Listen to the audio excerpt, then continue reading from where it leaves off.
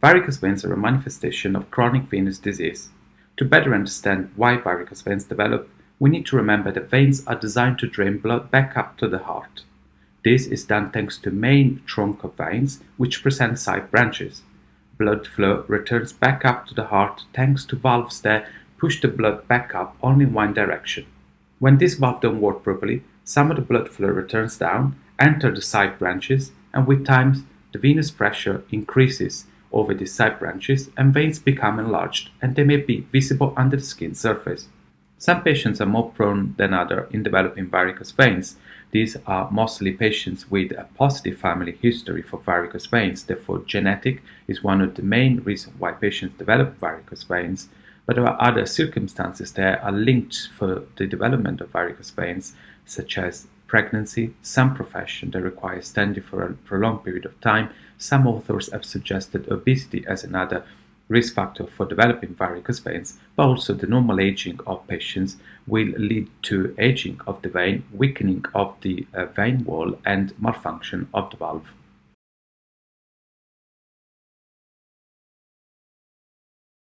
Are varicose veins serious? Most patients and healthcare professionals believe that varicose veins are just a cosmetic problem. However, varicose veins may impact both the psychological health of patients as well as the physical health.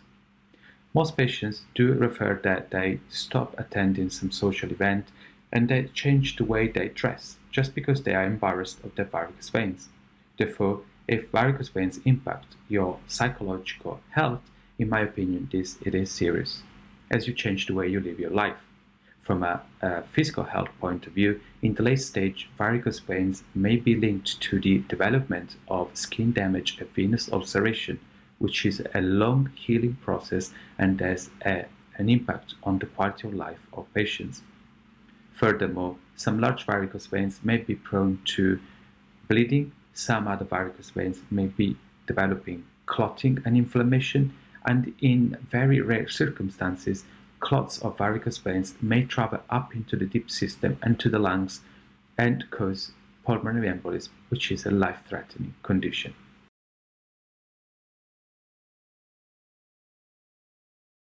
Varicose veins can be treated in most of the cases. Varicose veins are grouped in different classes according to a classification system ranging from small spider veins to more prominent varicose veins. The type of treatment that we can offer patients is based on the physical assessment of patient and on the ultrasound findings, where we can identify the main source of reflux and map the distribution of varicose veins. This will help us to determine which type of treatment is best suitable for that particular type of patients. But in most circumstances, treatment can be offered to patients with varicose veins.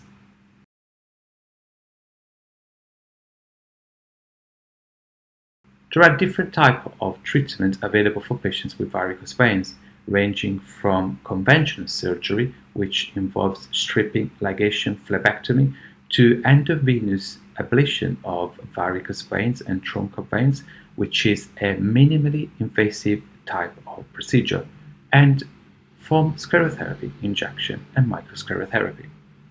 Radiofrequency ablation is among all the endovenous treatment the one that has been mostly assessed and studied. This is the first line treatment offered to patients with varicose veins in most centers, and also according to the NICE guidelines should be the first treatment options for truncal reflux.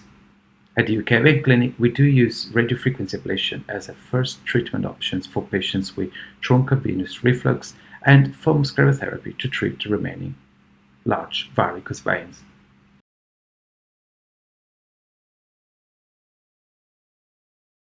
The results that can be obtained with the treatment options for varicose veins can be quite outstanding, as we now can identify the main source of the problem, we can map the distribution of varicose veins, and therefore we can determine a particular type of treatment for each patient. Results can be quite fast if we are treating small veins, whether for larger veins, patients will see results up to 3 months. From the minute the vein has been treated, the vein will start shrink and it will become smaller. With time, the body will reabsorb this fibrotic vein. For larger varicose veins, to make sure that the treatment has been successful, at the UK Vein Clinic we do offer a follow-up at 6 weeks where we perform an ultrasound and we actually monitor how the treatment is doing, and if there is any further treatment required, this ultrasound will help us to determine whether a further treatment is needed or not.